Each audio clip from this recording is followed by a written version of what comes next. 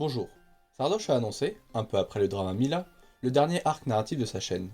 Poussé par une volonté d'offrir la meilleure expérience possible pour ses viewers, ce dernier doit partir en Corée et reprendre le jeu qu'il a fait connaître, League of Legends. Cependant, cette relation qui lie Sardoche et LoL pourrait facilement être considérée comme toxique. Alors, est-ce que cette fois Sardoche a trouvé la solution à son problème, ou va-t-il être déçu de son expérience? Laissez-moi vous expliquer cette histoire. Que s'est-il passé? Le retour de Sardoche. Comme d'habitude, présentons nos protagonistes.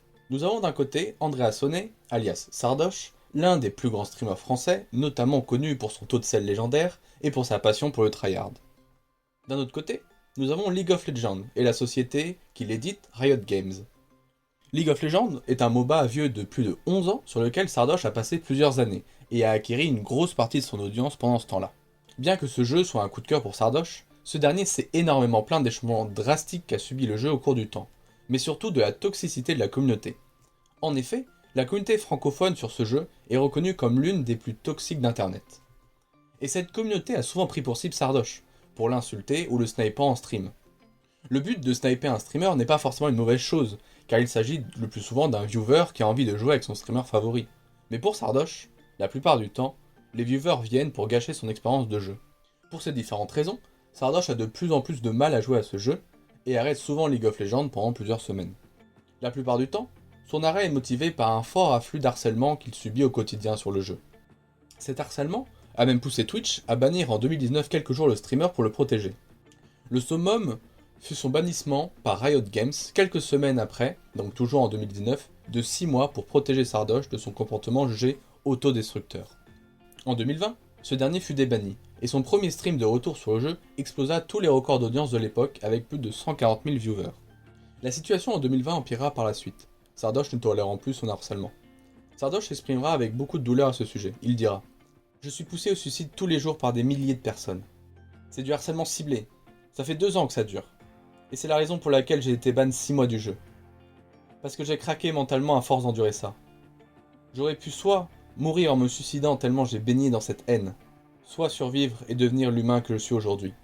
Je pense sincèrement que beaucoup à ma place auraient mis fin à leur jour. » Le streamer subira également du swatting, une pratique venue des États-Unis consistant à faire intervenir la police au domicile de la victime en prétendant qu'il s'y passe un crime.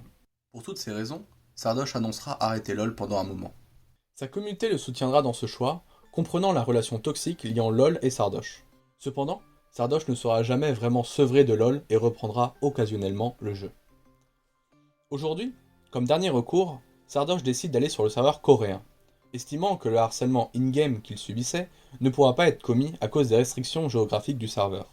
Sardoche n'est pas encore parti pour la Corée, mais son premier stream du jeudi 24 juin s'est bien passé avec un beau pic d'audience de 31 000 viewers. Mais est-ce que cette situation idyllique va se poursuivre? Seul l'avenir nous le dira. Pour conclure, cette affaire a de quoi inquiéter la communauté de Sardoche, qui l'a déjà vu sombrer lorsqu'il jouait à League of Legends. Est-ce que la solution d'aller jouer sur le serveur coréen résoudra le problème de fond? Est-ce que le cyberharcèlement va disparaître? En tout cas, n'hésitez pas à apporter de la force à Sardoche pour son retour, en espérant qu'il nous propose du beau contenu pour ses prochains streams. Merci beaucoup d'avoir regardé cette vidéo. Avant de partir, je vous ai mis un petit sondage dans la description. J'ai besoin de votre avis sur la durée de vidéo idéale pour vous.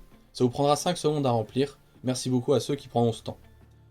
De plus, n'hésitez pas à donner votre avis sur l'affaire dans les commentaires et à vous abonner pour suivre mes actualités. Sur ce, bon week-end, à plus.